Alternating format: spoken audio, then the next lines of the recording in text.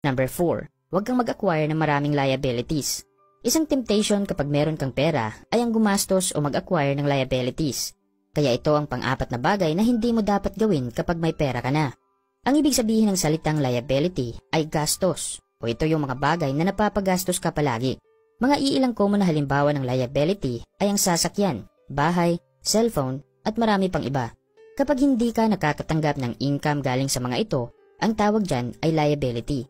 Kaya kung iisipin mong mabuti, kahit marami ka pang pera ngayon o kumikita ka ng malaking halaga, mauubos lang yan lahat kung mas marami ang iyong liabilities.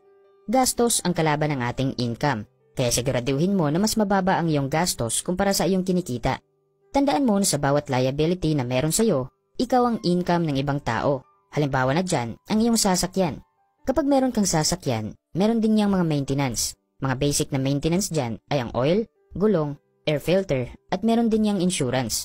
Kailangan mo ring magpagas, kailangan mo ring i-renew ang registration, at sa bawat maintenance o gastos mo dyan, income yan ng iba't ibang kumpanya. Kaya sa bawat liability na meron ka, sa bawat pera na ginagastos mo, income yan ng ibang tao. Kaya ang mabuti mong gawin para mabigyan mo ng proteksyon ang iyong pera at para maiwasan mo ang mabilis na pagkaubos nito, ay bawasan mo ang iyong liabilities. Mag-acquire ka lang ng pasok sa iyong budget dahil kapag maliit lang ang iyong mga gastusin, lalo mo pang mapapalaki ang iyong ipon. Meron ka ring pera na mai-invest at maganda yan na strategy sa pag-unlad ng iyong kaperahan. Number 5. Huwag kang magpadalos-dalos sa pag-i-invest. Isang mabuting paraan sa pagbibigay proteksyon sa value ng ating pera ay ang paikutin ito o ilagay ito sa isang investment na kayang mag-generate ng income. Sa una ay nagtatrabaho ka para kumita ng pera, tapos iniipon mo ang small percentage ng iyong income. At ngayon ay meron ka ng sapat na pera para pumasok sa pag-i-invest. Kaya ang mahalagang tanong ngayon ay meron ka na bang nabuong plano? Hindi ibig sabihin na kapag meron ka ng pera ay mag-invest ka agad-agad. Kailangan mong hanapin ang tamang investment opportunity na nababagay sa iyo. Dapat tayong mag-ingat kung saan natin i-invest ang ating pera dahil ang reward ng isang investment ay merong kasamang risk.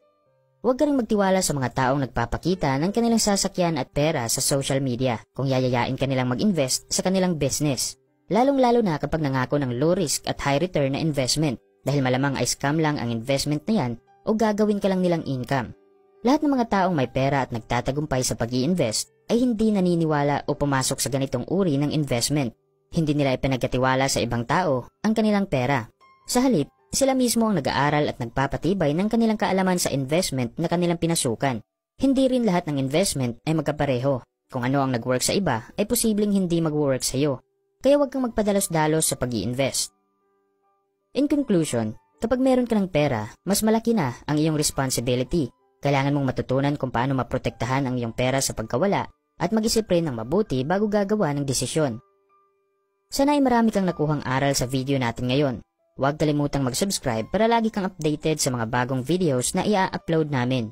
I-like, mag-comment at i-share mo na rin ang video ito sa iyong mga kaibigan. Maraming salamat sa panunood at sana ay magtagumpay ka.